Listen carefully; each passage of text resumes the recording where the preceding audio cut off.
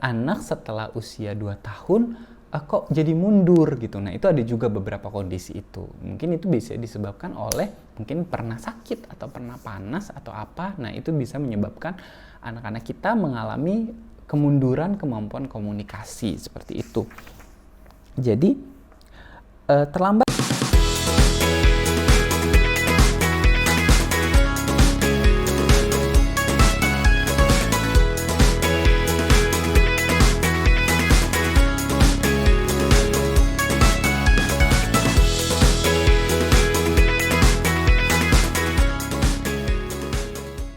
Halo, Assalamualaikum warahmatullahi wabarakatuh. Salam sejahtera untuk kita semua. Ketemu lagi dengan saya Dalam Miji. Saya adalah seorang okupasi terapi di kota Palangkaraya. Nah, di video kali ini kita mau sama-sama membahas tentang banyak pertanyaan mengenai keterlambatan bicara. Jadi nanti ada beberapa poin, apa itu terlambat bicara atau speech delay, terus bagaimana proses berbicara itu. Selanjutnya adalah kenapa sih proses itu penting bagi anak kita. Oke, seperti itu. Nah, semoga video ini bisa menjawab semua pertanyaan-pertanyaan itu mengenai tentang apa itu delay speech atau speech delay, keterlambatan bicara, dan bagaimana proses bicara itu sampai keluar suara, seperti itu. Nah, saya ucapkan terima kasih banyak kepada seluruh orang tua yang selalu mensupport channel YouTube ini. Saya ucapkan terima kasih banyak. Semoga video-video di channel YouTube ini bermanfaat untuk kita semua. Dan ambil hikmahnya, ambil sisi positifnya, buang sisi negatifnya, dan kita terus bisa bermanfaat untuk orang-orang sekitar. Oke, langsung saja kita mulai videonya.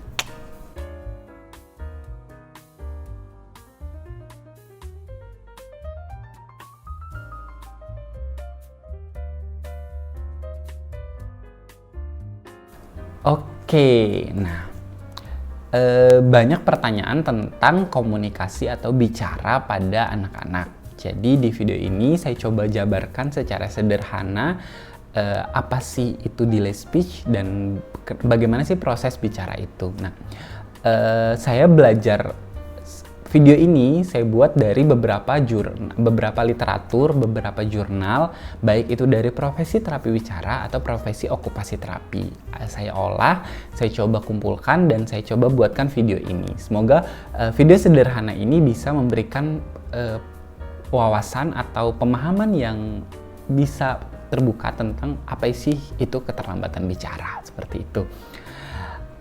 Yang pertama, kita mau bahas dulu apa sih terlambat bicara atau speech delay.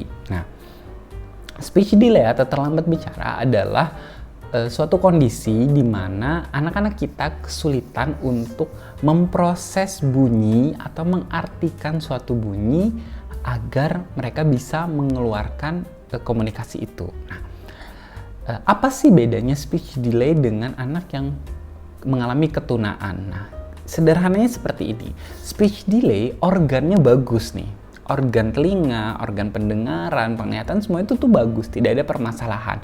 Resonan suara itu tuh bagus. Hanya speech delay itu adalah pemahaman proses untuk mengartikan, oh ini bunyi apa ya? Oh saat bunyi ini keluar, oh seperti ini. Nah, kalau ketunaan adalah kondisi di mana organnya itu rusak, ada permasalahan pada organ. Nah, akhirnya memang bermasalah untuk mengartikan bunyi tadi karena organnya. Tapi kalau kondisi speech delay, ini prosesnya. Ada sesuatu, kesulitan memahami bunyi, kesulitan mengartikan bunyi tadi, seperti itu. Jadi perbedaannya jelas ya, tadi dua hal itu. Nah, speech delay ini merupakan kondisi gangguan yang lumayan banyak prevalensinya atau keadaan terkenanya bagi anak-anak kita permasalahan ini. Jadi hampir banyak diagnosa yang sebenarnya itu diagnosa yang lain, tapi yang terlihat adalah speech delay-nya, karena speech delay adalah penyertanya, kondisi ciri penyerta dari diagnosa yang lain. Jadi baik itu autisme, bisa juga anak dengan ADHD, itu anak dengan Down syndrome itu juga ada mengalami keterlambatan bicara seperti itu. Tapi mereka tidak murni speech delay. Ada juga memang anak-anak murni speech delay, dia bukan autisme, bukan ADHD seperti itu. Jadi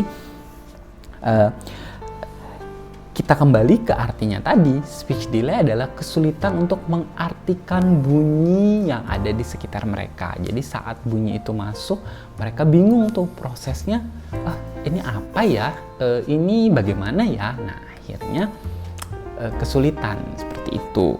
Nah, ada faktor-faktor yang menyebabkan speech delay ini. Yang pertama adalah faktor perkembangan motorik oral anak pada saat di tahap-tahap awal. Jadi di tahap-tahap usia awal anak, misalnya di usia di bawah 6-8 bulan, itu tuh anak-anak mungkin ada mengalami keterbatasan kemampuan motorik oralnya, kemampuan ototnya, atau keterhambatan stimulus, baik itu stimulus sensori auditori, stimulus sensori olfaktori dan gustatori, yang menyebabkan akhirnya ada keterlambatan masalah mengartikan bunyi tadi. Jadi ada faktor-faktor penyebab sebelumnya mungkin di usia 6-8 bulan di bawah itu gitu. Ada juga yang memang kondisi di mana anak setelah usia 2 tahun kok jadi mundur gitu. Nah itu ada juga beberapa kondisi itu. Mungkin itu bisa disebabkan oleh mungkin pernah sakit atau pernah panas atau apa. Nah itu bisa menyebabkan anak-anak kita mengalami kemunduran kemampuan komunikasi seperti itu. Jadi terlambat bicara, ya kita artikan tadi adalah kesulitan anak-anak untuk mengartikan satu bunyi. Jadi anak-anak kesulitan untuk menyesuaikan bunyi dan tidak sesuai dengan usianya seperti itu. Itu adalah speech delay. Ini speech delay murni ya, seperti itu. Nah, selanjutnya muncul juga pertanyaan, bagaimana sih proses kita bisa sampai berbicara atau bisa sampai mengeluarkan suara. Nah, dari literatur yang saya baca, dari postingan teman-teman terapis wicara, ini juga ada saya pelajari, ada 3 proses bagaimana sih anak-anak bisa mengeluarkan bunyi. Nah, proses yang pertama itu dikenal dengan cognitive linguistic processing. Jadi cognitive linguistic processing. Jadi ini adalah berhubungan dengan pikiran, emosi serta perasaan yang kita ubah menjadi simbol-simbol yang sesuai dengan aturan bahasa. Jadi ini kemampuan perasaan kita, kemampuan kognitif, kemampuan sensori, nah yang diubah dengan simbol-simbol. Jadi kayak misalnya kemampuan perasaan kita, orang nih perasaannya sedih, nah jadi ngeluarin bunyi. Nah itu tadi kemampuan kita mengolah semua itu dan mengartikan bunyi itu. Jadi itu diproses. Jadi cognitive processing simbolik. Jadi dengan kemampuan perasaan yang diubah menjadi simbol-simbol dengan tata bahasa yang ada seperti itu. Nah yang kedua adalah motor speech planning and program. Jadi ini adalah kemampuan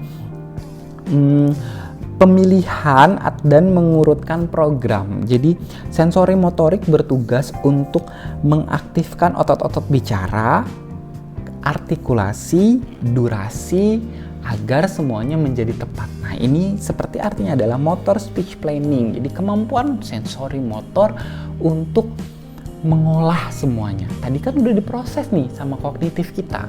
Nah sekarang adalah kemampuan motoriknya untuk mengolah, baik itu motorik mulut, pernapasan, untuk bisa sampai sesuai dengan durasinya. Misalnya orang bilang makan, nah itu harus sesuai. Ada anak-anak yang memang kesulitan atau permasalahan di motor planning ini, jadi dia bilang makannya terlambat, Nah, ini adalah kemampuan motor planning atau sensori motornya yang mengalami permasalahan seperti itu. Nah, yang ketiga adalah neuromuskular eksekutif, aktivitas sistem saraf yang mengatur semua, baik otot, pernafasan, suara, resonansi, dan akhirnya bisa menghasilkan suatu suara atau kemampuan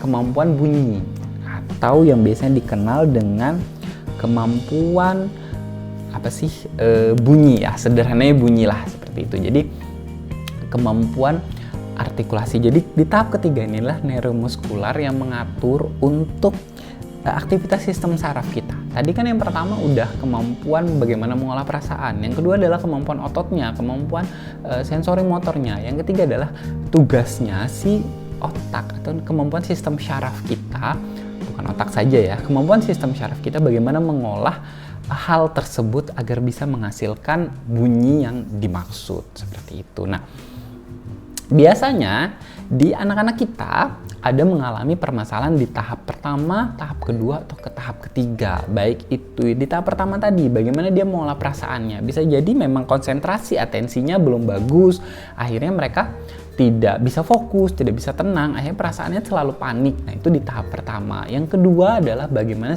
permasalahan sensori motornya untuk mengatur, oh mulutnya dibuka segini, suaranya diatur segini, nafasnya segini. Nah, bisa jadi di tahap kedua tuh seperti itu.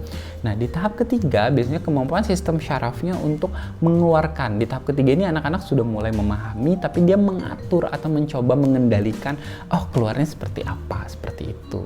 Nah, itu tadi apa itu speech delay dan bagaimana sih proses bunyi suara itu keluar.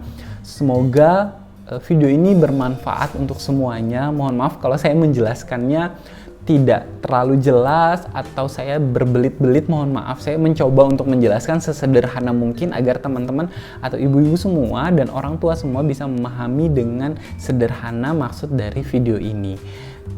Kalau ada diskusi, kalau ada komentar, boleh di kolom komentar, kita bisa berdiskusi bersama. Mohon maaf kalau ada salah-salah kata dan perbuatan.